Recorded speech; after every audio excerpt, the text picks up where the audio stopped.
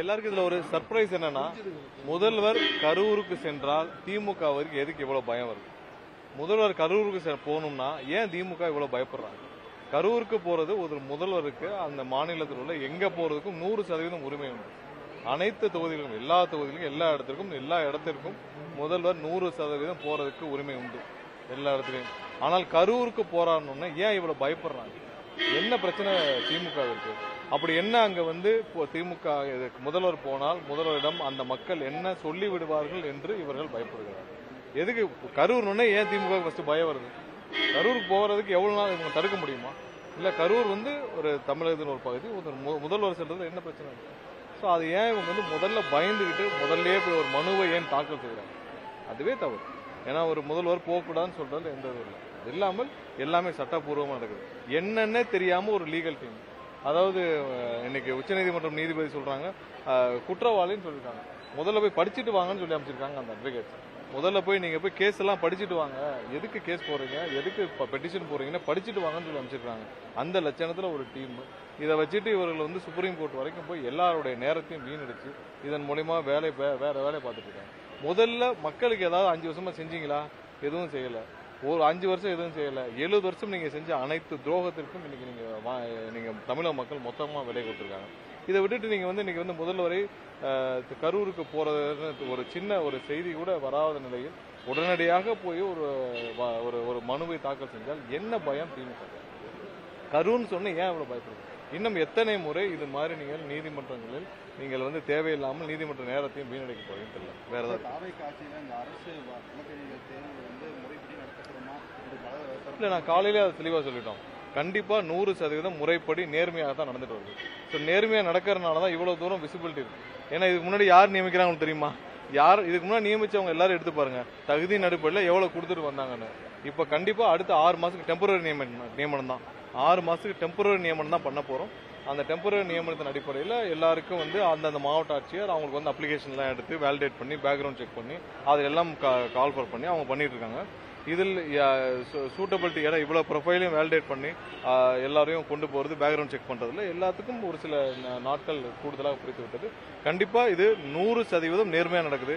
எங்கேயாவது தவறு நடக்கும் பட்சத்தில் குறிப்பிட்டால் 100% எந்த தயவுதாட்சியும் நடவடிக்கை எடுக்கும். இல்ல, நீங்க 4 வருடம் அவருடைய 3-4 வருடம் அவருடைய தம்பி அசோக் ஏற்கனவே தலைமுறைவா இருந்தார். எத்தனை சம்மன் அனுப்பப்படிச்சு ஈடியில இருந்து தலைமுறை வந்தல. அவருக்கு ஓடி ஒளிவதுதான் பெரிய விஷயம் தான். அவர் அன்னைக்கே ஒரு 5 நிமிஷம் அசந்து அப்பயே எஸ்கேப் ஆயிருப்பார். ஸோ இப்ப காவல்துறை அவருடைய கடமையில என்ன செஞ்சுட்டு இருக்காங்க? ஒரு சம்மனுக்கு அளித்தால் ஆஜராவதில் என்ன பிரச்சனை? இப்ப நீங்க உங்கள் சம்பந்தப்பட்ட ஆட்கள் பிடிபட்டிருக்காங்க. சம்மன் அளிக்கப்பட்டால் ஆஜராகி பதில் சொல்வதில் என்ன பிரச்சனை இருக்கு? இதற்கு எதுக்கு நீங்கள் சம்மனுக்கு ஆஜராகாமல் ஓடி ஒளிய வேண்டும்? அப்ப நீங்க அந்த குற்றத்தில் உங்களுடைய ஈடுபாடுகள் எந்த அளவுக்கு இருக்குன்றதை நீங்க புரிஞ்சுக்கணும். ஸோ இதே மாதிரிதான் அவர் எல்லா விஷயத்திலையும் செந்தில் பாலாஜி தானே பெரிய இவர் போல் நினைச்சு போகலாம். ஆனா சட்டப்படி அந்த துறையில அங்க விசாரணை எப்படி நடக்குதை பத்தி நம்ம தலையிட முடியாது. பட் அங்க என்ன நடக்குதுன்னு தெரியல. பட் இருந்தாலும் சம்மன் அனுப்பப்பட்டால் எங்களுக்கு எவ்வளவு சம்மன் இருக்கு, நாங்க போய் ஆஜராக டெல்லியில சிபிஐல போய் கூப்பிட்டாங்க, நாங்க ஆஜராலையா? நாங்க போயிட்டு வரலையா? எல்லாரும் போயிட்டு வந்தோம்ல. சம்மன் கழிக்கப்பட்டால் ஆஜராவதில் என்ன பிரச்சனை?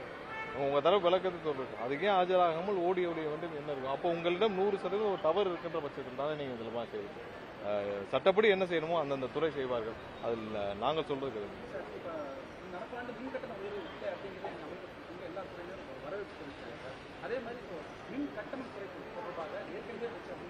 முதலாவதா இந்த துறை சீரமைக்க வேண்டிய வேலைகள் நிறைய இருக்கு. அதை சீரமைத்து முடிச்ச பிறகு மக்கள் பயன்படும் வழியில் என்னென்னலாம் வசதிகள் செய்ய முடியுமோ அதை கண்டிப்பாக செய்வோம். சீரமைக்கும் வேலைகள் தொடர்ந்து நடைபெற்றது. இப்ப நம்ம குறிப்பிட்டது போல அந்த 15,000 பேர் ஆட்களை வேலைக்கு எடுக்கும் வேலைகள், மற்றபடி எல்லா சப்ஸ்டேஷன்ஸ் எல்லாம் நிறுவ வேலைகள் எல்லாம் அனைத்து ஆலைகளும் துவக்கப்பட்டு வரும்.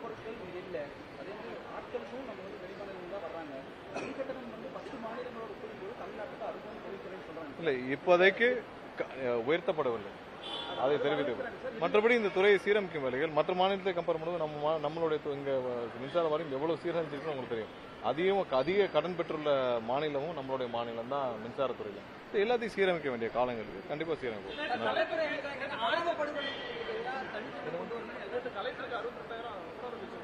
இல்லை அதுதான் அதாவது ஒவ்வொரு மாவட்ட ஆட்சியரும் அவங்களுக்கு வந்து அப்ளிகேஷன்ஸ் எனக்கு நான் கேள்விப்பட்டவரை அனைத்தையும் ஆயிரக்கணக்கான அப்ளிகேஷன் வந்திருக்கு.